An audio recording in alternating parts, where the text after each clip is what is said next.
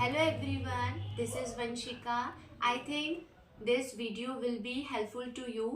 जैसे ही हम class 11th में से क्लास 12th में आते हैं और पीसीएम स्ट्रीम को चूज़ करते हैं तो हमारे सामने एक चैलेंज की तरीके से होता है हम फिजिक्स किससे पढ़ें, केमिस्ट्री किससे पढ़ें, मैथ्स किससे पढ़ें। इससे कोई फ़र्क नहीं पड़ता कि हम ऑनलाइन पढ़ते हैं या ऑफलाइन पढ़ते हैं। हमारा इसमें जो सबसे ज़्यादा इम्पॉर्टेंट है वो है अपने टीचर के ऊपर 100% ट्रस्ट। हमें ये नहीं सोचना है कि मेरा फ्रेंड पीडब्ल्यू से पढ़ रहा है या अनअकैडमी से पढ़ रहा है, पहले मैं ये ज्वाइन कर लूँ, मैं वो ज्वाइन कर लूँ। क्लास 12th में स्टार्टिंग में ही आते हुए हमारे दिमाग में पर्सपेक्टिव व्यू होना चाहिए कि हमें कौन सा सब्जेक्ट किस टीचर से पढ़ना है। जिस भी टीचर से पढ़ना है, ऑनलाइन पढ़ना है, ऑफलाइन पढ़ना है, अपने टीचर पे 100% ट्रस्ट करना है। उसके बाद मैं सनशाइन कोचिंग सेंटर को ज्वाइन करके मुझे बहुत ही ज़्यादा अच्छा लगा। भैया ने बहुत ज़्यादा सपोर्ट किया, इतना ज़्यादा अच्छा लगा कि जहाँ पर यूजुअली सभी बच्चे अपने कोचिंग टीचर्स को सर कहते हैं, वहाँ पे हम यूजुअली अपने टीचर को भैया कहा करते थे।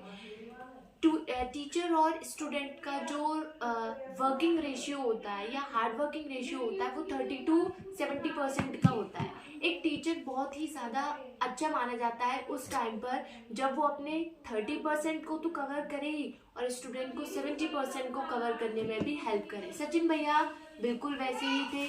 मुझे जो सबसे अच्छी आदत उनके अंदर लगी वो ये थी, कभी भी डाउट पूछने के लिए मना नहीं करते थे। कितनी भी बार डाउट पूछ सकते हैं, किसी भी कंसेप्ट को कितनी भी बार पूछ सकते हैं। इन केस मैंने उनको कभी कभी गलत जज किया कि भैया ये आपने गलत पढ़ा दिया है और वो उस केस में सही हुआ करते थे, तब भी वो बिल्कुल भी गुस्सा नहीं किया करते थे। तो थैंक यू सचिन भैया फॉर लॉट्स ऑफ लव। उसके बाद में जो मुझे सनशाइन कोचिंग में सबसे ज़्यादा हेल्पफुल रहा वो था चैप्टर वाइज टेस्ट।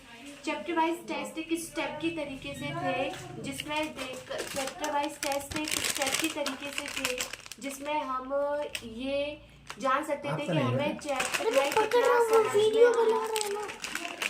हमें कितना समझ में आया है, हमने कितना सीखा है। उसके बाद में नोट्स बहुत ही ज़्यादा अच्छे थे, मटेरियल अपने आप में काफ़ी अच्छा था, मटेरियल काफ़ी अच्छा था। और ये चैप्टर वाइज टेस्ट तभी हेल्पफुल रहेंगे जब हम चैप्टर वाइज टेस्ट देने के बाद ये एनालाइज करें कौन सा टॉपिक वीक है, कौन सा टॉपिक स्ट्रॉन्ग है, और फिर उसी की प्रेफरेंस के साथ में हम अपने नोट्स में भी कुछ पॉइंट्स को एड अप कर लें। द मोस्ट इम्पॉर्टेंट स्टेप जो मैंने भैया के कहने पर लिया वो था प्री बोर्ड में enrolment. Pre boards are very much helpful. जहाँ पर और बोर्ड एग्जाम्स में एक्सेसिव नर्वसनेस हुआ करती थी, इतनी एग्जाइटी, इतना फियर, वहाँ पर केमिस्ट्री के बोर्ड एग्जाम पर यूजुअली लग रहा था कि हम एक यूजुअल प्री बोर्ड की तरीके से कोई प्री बोर्ड दे रहे हैं। तो मुझे बहुत अच्छा लगा।